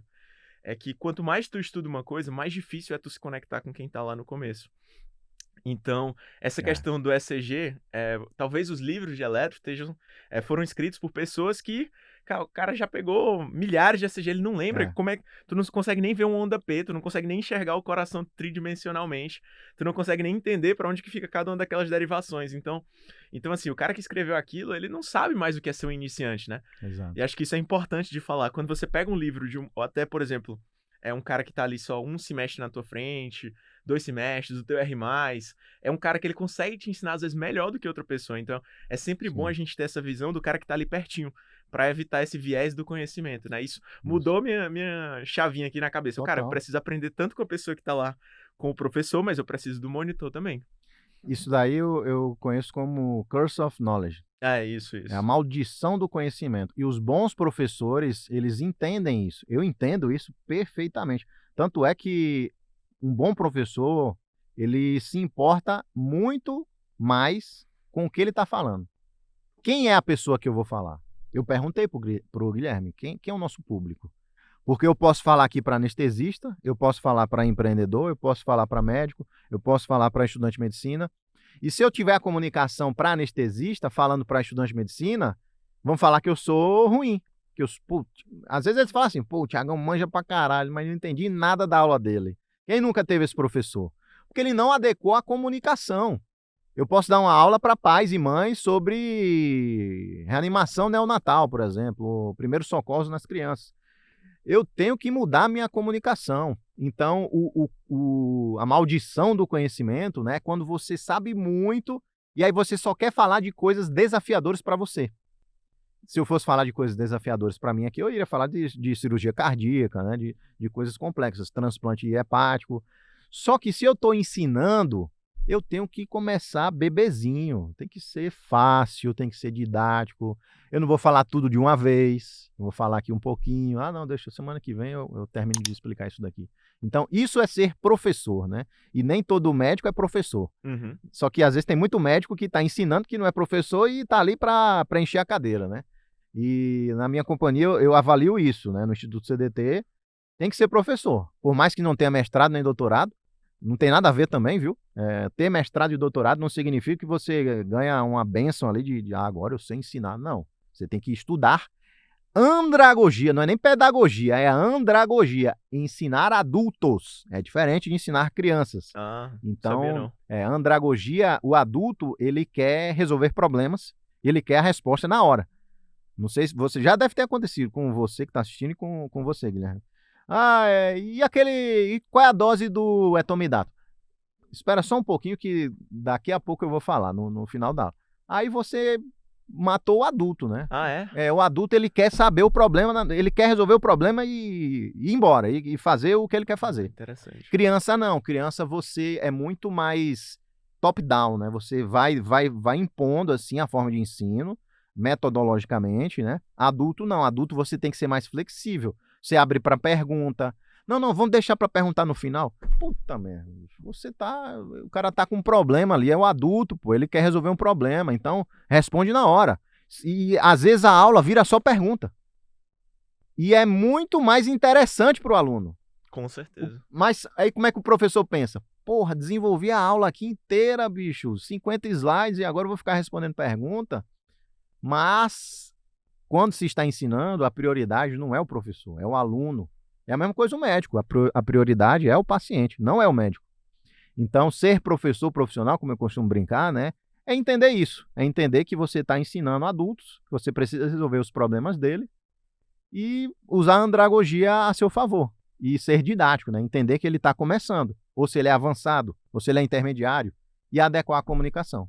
Aprendi uma coisa aqui, e é uma coisa que eu já sentia na minha rotina agora, né? Às vezes você tem uma dúvida pontual, você quer pesquisar o vídeo ali para resolver e pronto. Na hora, você quer saber ali, bola para frente. Legal. Isso é adulto.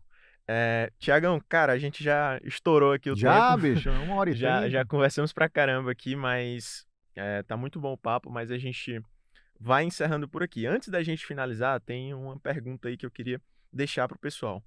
O que você daria de dica hoje para o pessoal que está se formando e quer se desenvolver, quer crescer, seja no caminho convencional ou no caminho não convencional? Então, porque tem perfis de pessoas diferentes. O que você daria de dica hoje para o cara que, como está assistindo a gente aqui do Estratégia, está estudando para residência médica ou revalida, ou para o cara que está ali já estudando para um R+, está ali naquele contexto ali de prova de residência e está perdido assim, que saiu da residência e está sem saber o que fazer? O que você daria de dica para esse pessoal? Primeira questão, você tem que analisar muito bem, né, o caminho que você quer trilhar. Você tem que ter aquela certeza, né? Poxa, é isso aqui mesmo que eu quero. A forma de pensar, de se esforçar, de se dedicar, saber que você vai ter que empregar uma energia superior. Se você quer fazer coisas superiores e extraordinárias, você vai ter que dedicar muita energia naquilo para se destacar, tá? Se esse é seu objetivo, como é o meu. Então, se você está estudando para residência, você tem que estudar muito para residência. Tem que fazer muita questão. Tem que fazer simulado. Não fuja, não seja medroso. Tenha coragem. Tinha simulado na época que eu fazia e tinha amigo meu que não fazia simulado ou fazia com um apelídio. Para não dizer... um apelido, né? Uma alcunha. O cara tinha medo, pô. Seja homem, seja mulher. Eu boto o seu nome lá. Se você for ruim, vai ser a culpa sua.